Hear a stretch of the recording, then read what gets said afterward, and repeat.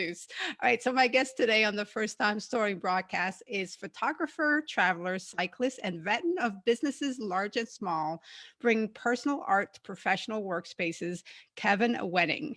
So as he is connecting his camera, he is going to be joining us, and he's going to be sharing the story of the first time he printed his photography as art. So I'm really excited to hear his story, and we're going to pick his brain to learn a few things from him because it's a project of mine that is currently unfinished to print out some of my images to finish decorating my living room.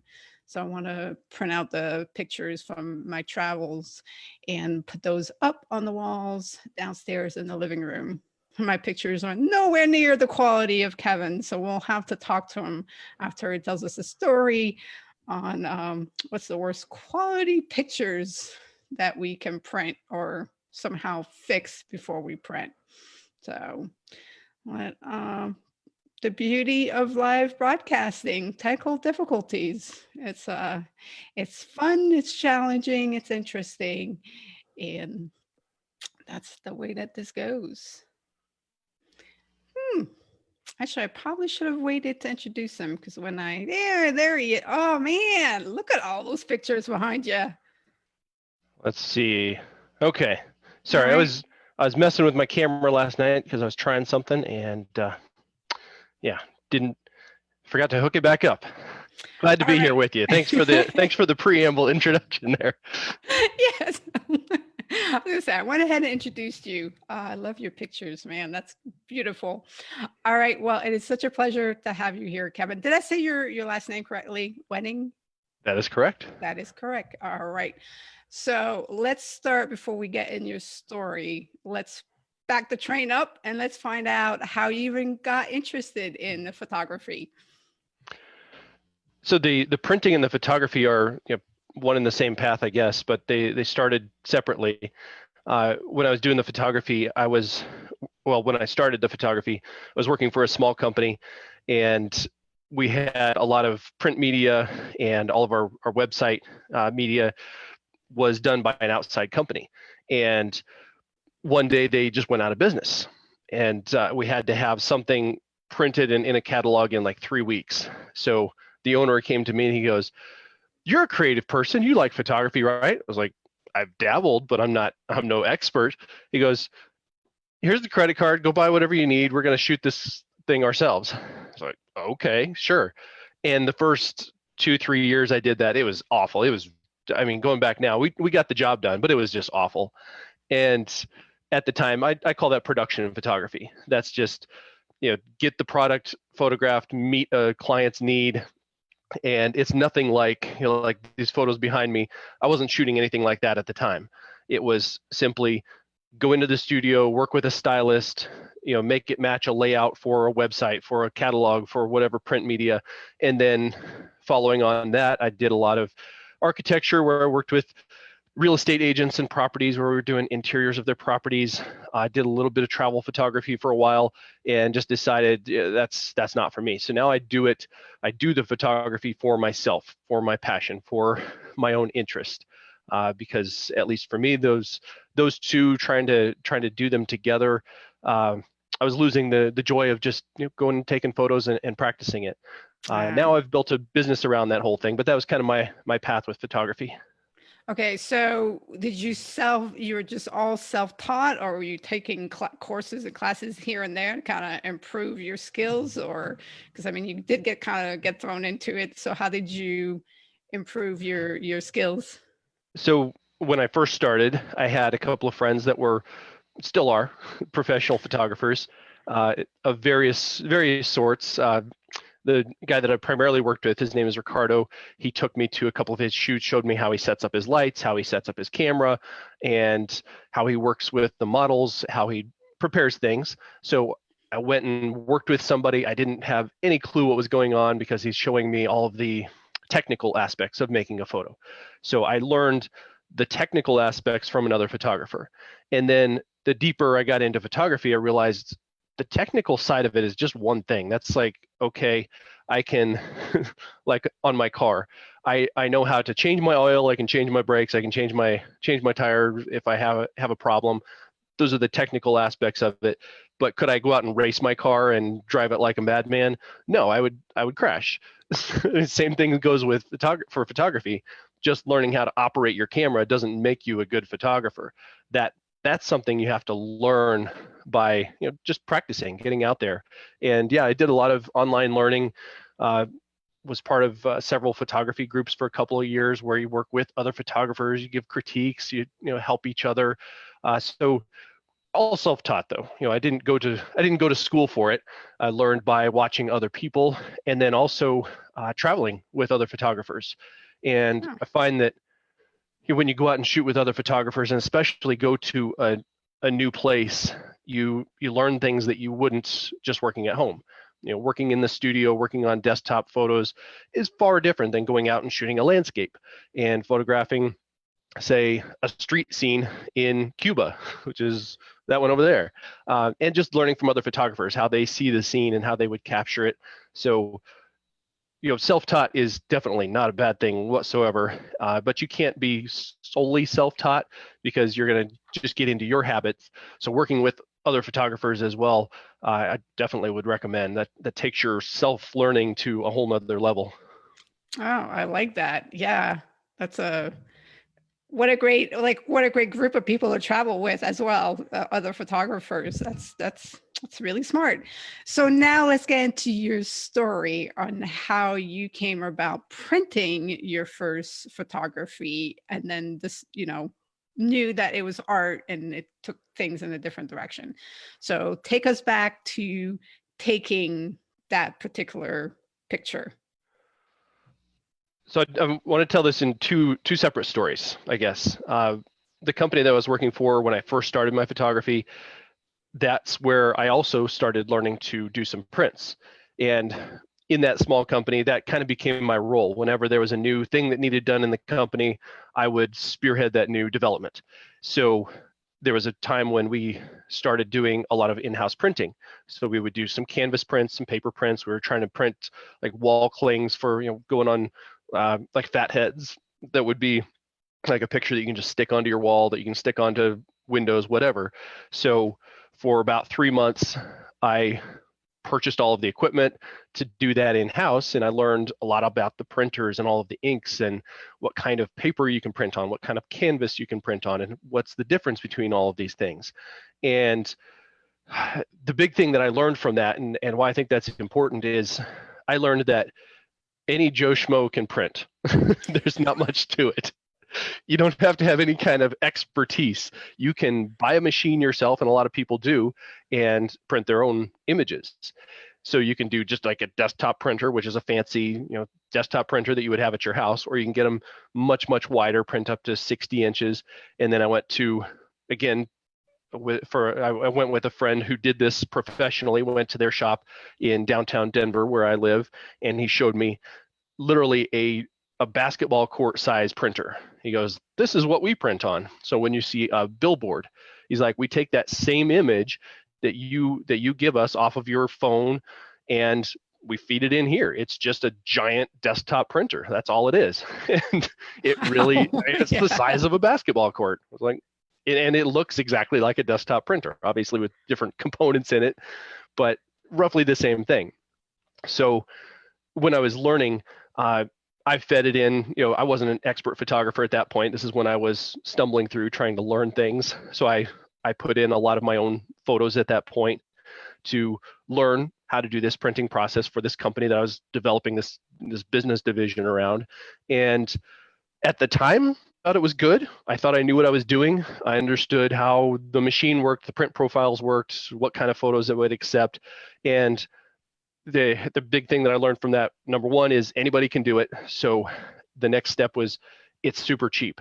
All of the materials don't really cost that much. So when you see, like, Facebook runs these ads all the time, I don't know who the companies are, but I'll see like $25, giant canvas print, and it looks like a super good price. So I'm really tempted to buy one of those, and I have for my own testing a few times. And what you find is it comes back with really cheap materials. So the stretcher bars that are on the back of the canvas are the cheapest wood they could possibly put on that, and they're going to warp after a year. So the picture hanging on your wall is warped. It won't hang flat on the wall.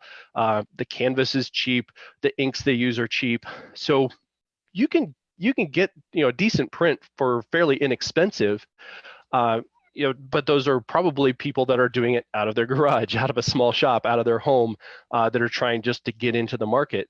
And they're going to learn, they're going to improve, and then once you start to take your photography seriously or your art seriously, or if you want, say, a print that's going to last for a lot longer, like I've had these photos hanging up here for 5 years now, I would guess, and the colors haven't faded at all, they haven't warped, just a better quality. So you can do it fairly inexpensively if yourself. You could definitely even get into it yourself if you wanted to. The printers and the inks are a little bit expensive, but then there's a whole nother step that comes if you want to take it to the next level and think about, I'm approaching my photography as art, if you will. All right. Well, get me in that story. That's what I hear. That's what I want to hear, the story about how you shifted your own mindset and you had that first time of printing a photograph, putting up on the wall or selling it, or, what was the process where, you had that first and you realize I can do this as an artist. I can be a photographer and create a piece of art that goes up on the wall. The process starts, of course, in your photography practice. But I want to hear your story. We want to hear your story. Okay, so I guess it happened when I first started doing travel photography. When I got out of the studio, I went out and I went to China, Vietnam, Indonesia. That was my first big trip, and I just wanted to see what I could do because I had never really shot outside of the studio. And when I came home with photos from that trip, I realized I needed to upgrade my equipment. For one, there's a certain point you get to as a photographer where you realize this phone camera that I have isn't going to get me where I want to go. If I want to do anything bigger than like a 16 by 20 print, I'm going to need something with a bigger sensor. So I actually do need to buy a better camera. However, don't let that stop you. I do a program called Employee Art Program now, where I take photos from other people and print them, and get photos all the time from phone cameras. And some people have beautiful pictures that come off of their phone. I'm getting a little off track there. So I realized at one point I do need to upgrade my equipment so I can take a little bit better pictures, have more resolution, better colors, so I can edit the photos myself. And again, for the first couple of years that I was traveling, they were bad photos. They weren't very good, but I started improving, and then working with other photographers, traveling with other photographers, I saw how they approached a scene, and they weren't just documenting what's in front of their lens, which is what we do when we start taking photos traveling. Hey, I was here, I saw this, I posted on my social media. That's the main reason that we take photos. But then your mindset shifts, and you start to think, well, I've seen some amazing photos. I want to learn how to do that. It doesn't happen for everybody, but I think a lot of people start to think that, and then think, well, that's probably a lot of work. I probably can't really do that. How much time and effort do I really want to spend on this? You're back to broad terms. Tell us a story. Tell us your story. So All right. I'm trying to get you back in there. I want to hear your story. It's Okay. all about you. All about you. No educating us on anything. Just your story. Fair enough. So it was a couple years later, I had a set of images that I really liked. I sent them off to a print shop here, and they were all local. I think I was doing a gallery show, and I signed up for this gallery show that I wanted to do because I wanted to push myself. I wanted to do something that scared me a little bit. I was like, all right, I'm going to do this. I'm going to print some. And I didn't print them myself. I looked for a local print shop that I could go to physically, and I wanted to be able to sign them. And so even though you knew how to, you didn't trust yourself to do it. You sent it to somebody else. I knew that I knew how to do the very basic, cheap, okay, out of my garage kind of prints, but these were going to a show where I wanted it to be a little bit higher quality.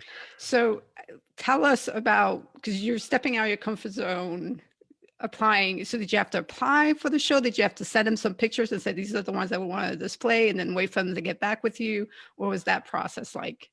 I've done a few of those.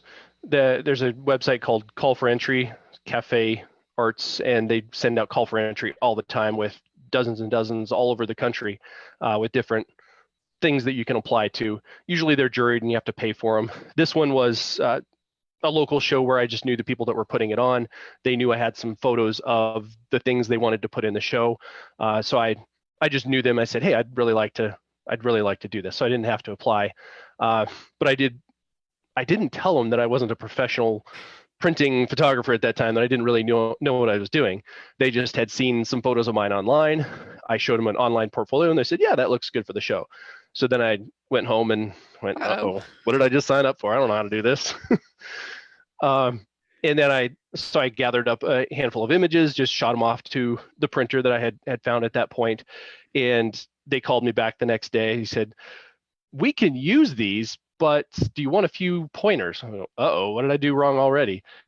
Like, yeah, I thought I had the images, ready. And fortunately, they're a very friendly shop. He said, well, come on in, sit down, we'll talk about them. So I sat down with him at his desk and he pulled up each image and he goes, I need to do a little color correction on this in order to make it match on the paper that we're going to print it on, because the paper is going to soak up a lot of the ink. So I need to saturate the colors a little bit more so that when it prints, it actually looks like it does on the monitor. Okay, nobody ever told me that. That's something new. And then he just kind of went through the whole list of them. And he goes, this one, I can tell you upsized it because it was a small phone photo and I had blown it up to a bigger size. And he goes, you did that all wrong. So I can't really print that one. But then he stepped me through, here's how to properly upsize a photo and clean it up so it doesn't have all sorts of artifacts.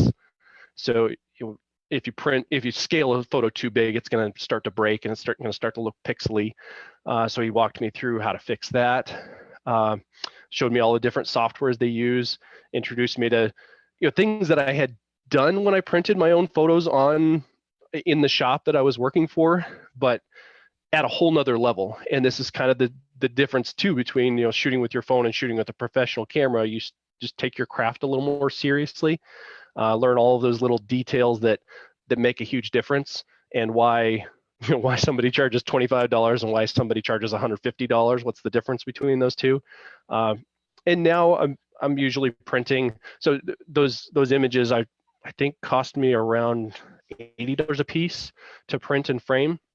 And then I've sold off a handful of them. I still have some here in my own house in another room. Wait, back us up. So, okay, what was it like to sign your first picture that is going to be on display? What was that feeling like?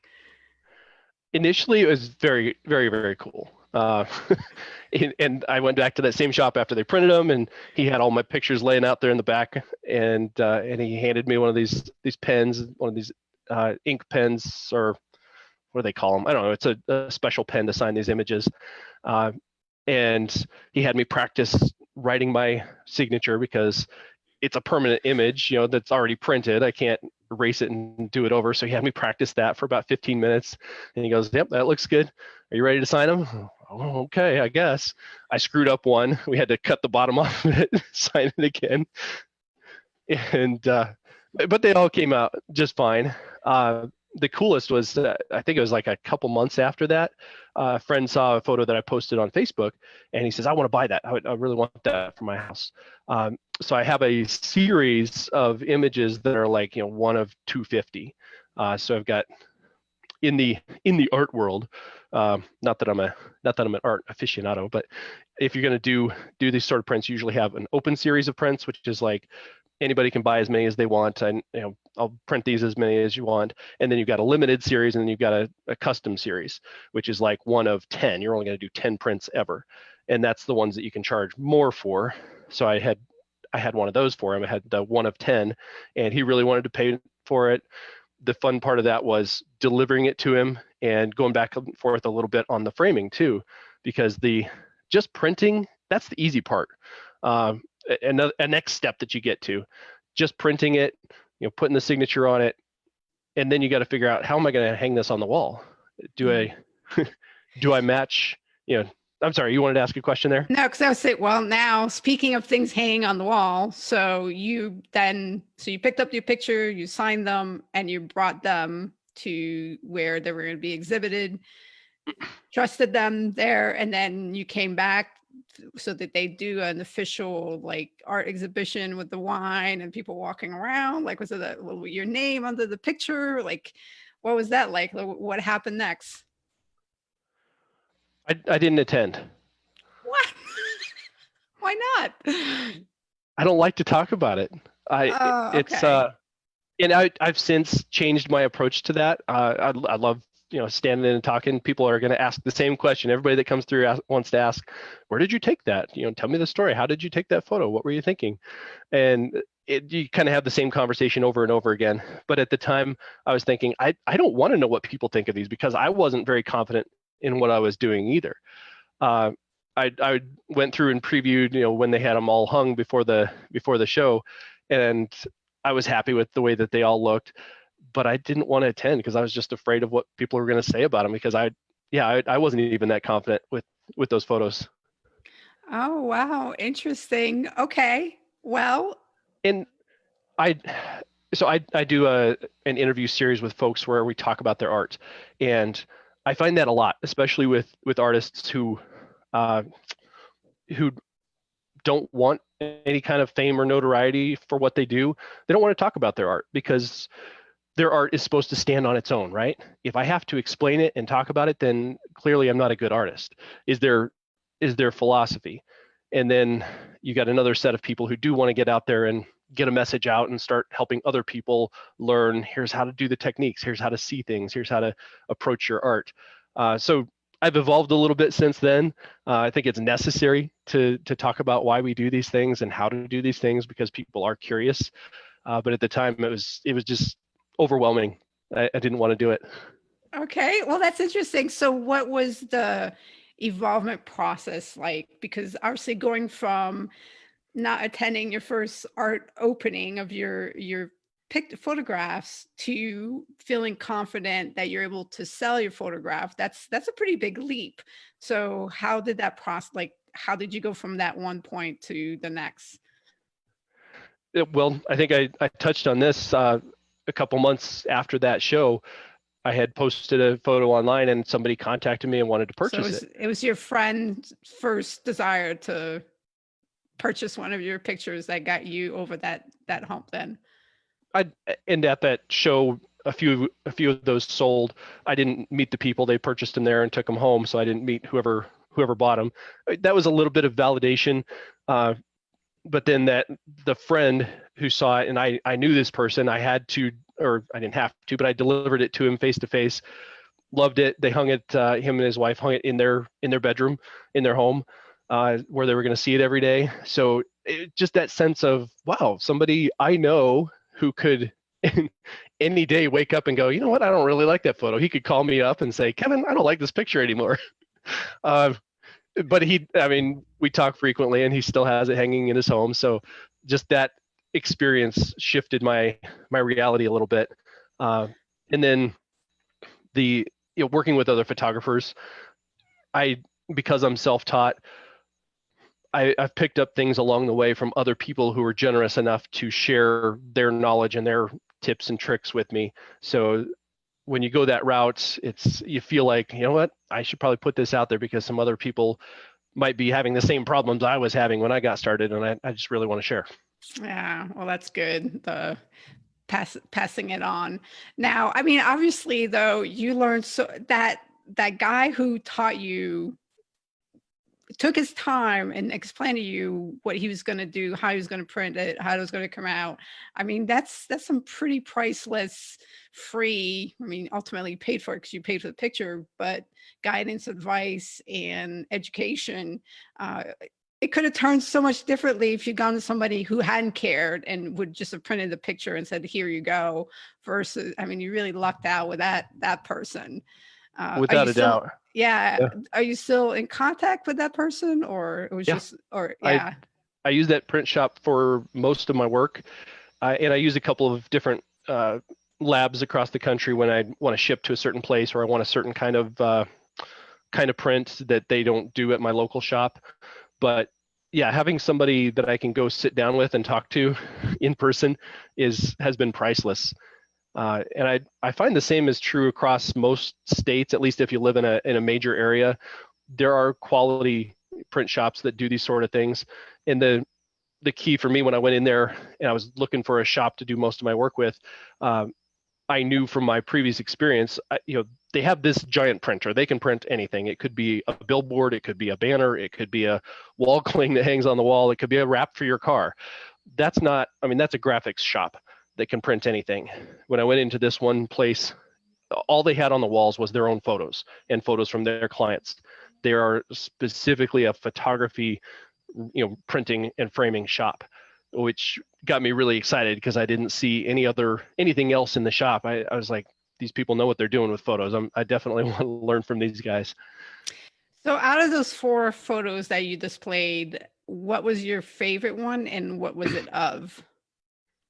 Oh, of what's here behind me? No, Or in your first art gallery, the all the those photos.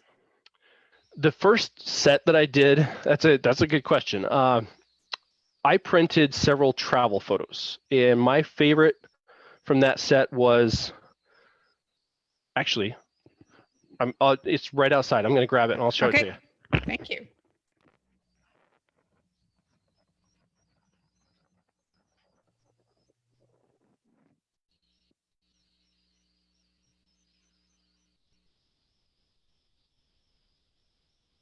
For those who are just tuning in, Kevin went to get us one of his pictures, one of the first pictures that he had printed and displayed in an art gallery.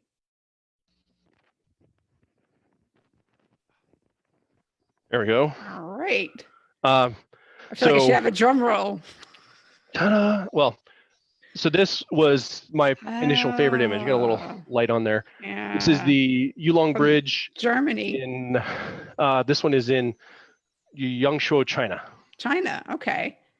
That's There is a bridge that looks beautiful. somewhat similar to this in Germany, but so I this isn't a great photo. This was taken with a cheap camera. I've improved it a couple of times since then. This is actually like a third or fourth print of that image, and No, I mean, worth pointing out now too. I just do them real cheaply. This is on a poster board with a mat on the front of it. This is how I usually display them now, and reason being, like when I display them with a frame, if the frame doesn't match what people have in their house, they often don't buy it. So having it just ready to frame, they actually sell much better this way because people will pick a frame that matches their decor. But that didn't sell at that show, and several of them that I had up, I think I put up 12 photos at that first show, and they were all things that I loved because I had been there and visited the place. It meant something special to me, but they didn't sell because they weren't things that most people going to the show would have ever seen. They had no meaning to those people. And I've since learned, if you're going to do a show, do something that means something to those people. Either it's got to be kind of abstract, like a black and white that could be anywhere in the world, or it has to be something from around there. So I've done a lot here in northern Colorado where I go out and photograph old grain elevators, some different landscapes that catch my eye, and people purchase those because it's something they drive past every day and they see it, but they've never seen it presented that way. So those sell well, but Oh, it's that's just something to interesting. keep in mind when you're doing a gallery show. Unless you're, in a major gallery in a, hoity-toity one in New York, you can sell just about anything. But for small local shows, it's got to be meaningful to the people that will be looking at them. Oh, well, thank you for sharing that story. and all the education around it as well. I know I was beating you up to get to the core of the story. I apologize. No worries. It's a little tough when you're used to teaching and educating to shift to storytelling. So I find it fascinating, but definitely what I'm interested in is that personal connection with the story and what it was like for you. So thank you for opening up and sharing, especially I'm sure it wasn't easy to say that you didn't go. So I really appreciate you doing that. So let's play the first time lightning round. Let's get you to have some fun and maybe get some other interesting stories out of you. So the way that this works is that I'm going to give you 10 different options. And it's similar to the app. If it's something you've done before, you would swipe up. So you would say up. If it's something that you've never done, not interested, then it's left. And it's something that you've never done, would like to do, then it's right. Okay. So since you've traveled a lot, I try to do a lot of local different stuff. So let's start with eat Turkish cuisine. I guess I would have to. It's like kebab, Right? right? I can't say I've ever eaten traditional Turkish cuisine. Really? Huh, interesting. Okay. Haven't traveled to Turkey yet? No. Oh, But awesome. if it's food, I'm always going to swipe right. I'll try anything. Right. Well, you're a braver man than I am. Well, ironically, when I was in Germany, my favorite food was Turkish food. I have a lot of, Not go ahead. not German food. No, I ate my fair share, but it's fried, and I'm not a big fan of fried food, and a lot of their food is fried. So, um, yeah. So, take a Kangoo jump class. So it's I don't know I don't if you, even know what that is. so it's these like big round shoes looking things that make you like you can hop on like a kangaroo, like it's a kangaroo Oh, class. It looks interesting. yes. So that's As what long as I can video it so I can see how stupid I look. That sounds awesome. all right. They do offer them. I would not be surprised if there's a kangaroo class somewhere in Colorado. Okay, might have to go to Denver. Hang Okay. on, I gotta start writing these down. All right. All right. Register as an organ donor. No. Swipe up. Is that or left? Left. If you've not done it and don't want to do it, is left. Left. Okay. Not done it. Don't want to do it.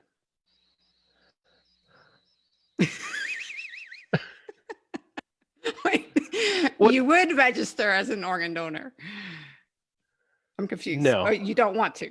Don't want to be an organ donor. Fair enough. All right. Learn or do the cha-cha-cha. Swipe right. Have done Right. it. Up if you've done it. Oh, you've done the cha-cha-cha. Okay. Up. You gotta tell this. You gotta tell this Yeah. story. Years ago, when I was a young pretty man, I did some theater and a lot of theater, and I was part of a.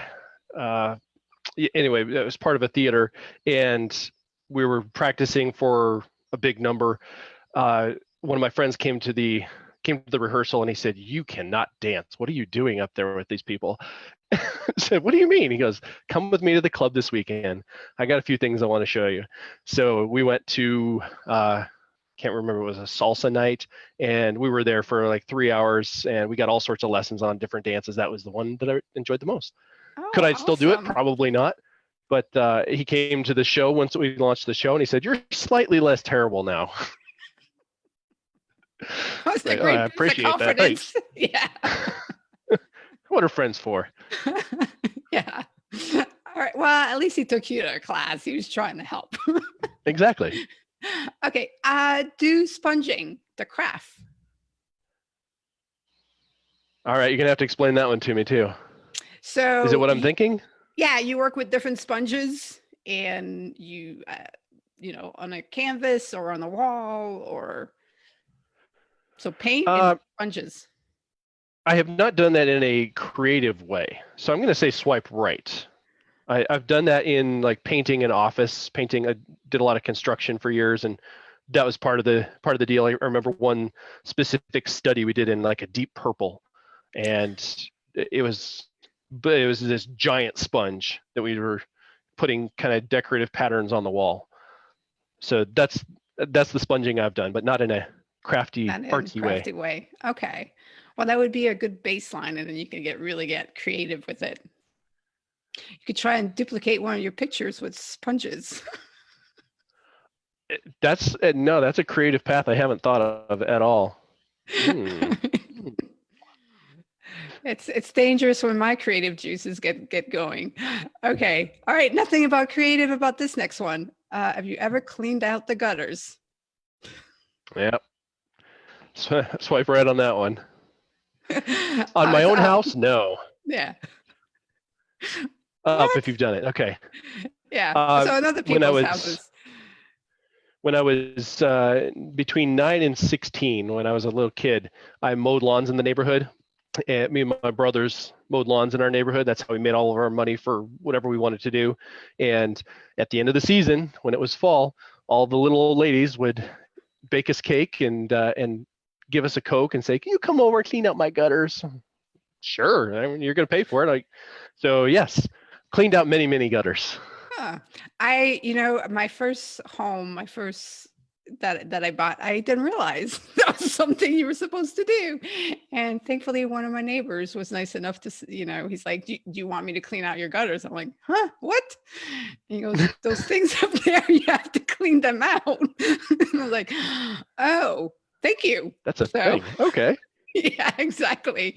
So yeah, I have never done it myself. At least I know that you're supposed to. All right. Have you ever driven on the opposite side of the road? So that's driving in Japan and England. I'm going to swipe right on that because I really would like to, but I'm always afraid to. I When I went to Indonesia, Java, Indonesia, I rented a car and I was fully intending to drive myself, but it was going to take me like 2 weeks on this trip. And the guy at the rental car shop, he said, have you ever driven on the left side of the road? I said, no, I never have. He goes, you don't want to start here.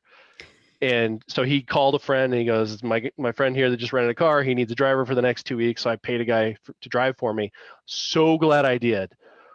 Whoa, they are just crazy nuts drivers in Indonesia. So yeah, if I did it, it would be like a parking lot. I need to go somewhere there's no other cars on the road where I feel comfortable. So All that would be right. my tip. If you're gonna do it, don't do it in a crazy place where there's nutso drivers. Yeah, I have well, I've been stationed You? on Okinawa, Japan, so I've done it. And then, but when I went back, this was a couple summers ago, shifting back to doing it again, I'm really glad. Like my boss remembered, like he reminded me, he's like, if your ass is not on the line, you're on the wrong side of the road. I was like, oh, thank you. That's wish somebody would have told me that a lot sooner. So every time I'm like, wait, where's my ass? Oh, it's on the line. I'm good to go. I'm on the right side or the left side, Wow. that instance. So when Is you it do, scary? no, I mean you get used to it. A couple of times you'll actually go on the wrong side to get into the car. But it's like anything else, you just get used to it. Okay. Yeah. Got to Okay. I got to try it still.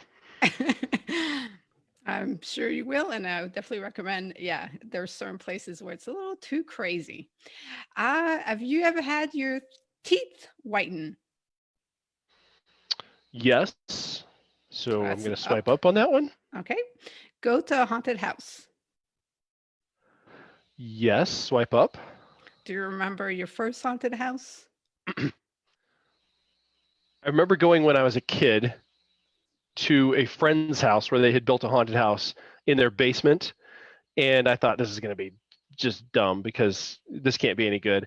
But they blindfolded us and then walked us through, like somebody held your hand, and then they had all of these things that jumped out, like sounds and things that you would feel, and it was really cool. It was better than any public professional haunted house I've ever been to. So that's the one that sticks in my mind anyway. Oh, awesome. All right, last one. Hold a tarantula. Swipe up. Really? Do tell. In high school science class, our teacher had a tarantula in the back of the class, and that was his favorite thing to do, was to get it out and let it walk up his hand, and he would offer, if anybody else wants to come play with it. So it was, I don't know if he had it defanged or anything, but it never bit anybody, and it was under adult supervision. Would I just pick one up if I found it in the wild? No.